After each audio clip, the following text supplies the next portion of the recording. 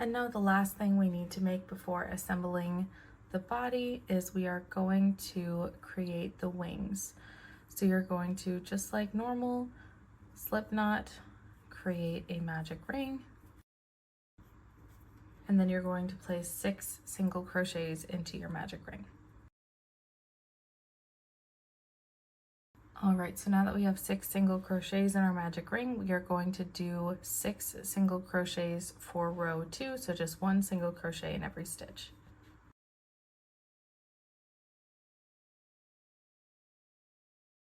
And now that we've completed row 2, we are going to do row 3, in which we are going to place 2 single crochets, 1 decrease, and then 2 more single crochets.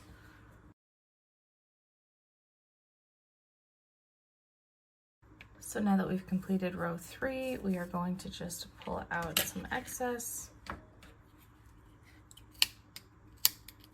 snip that off, and then you will sew these to the side of the chicken's body.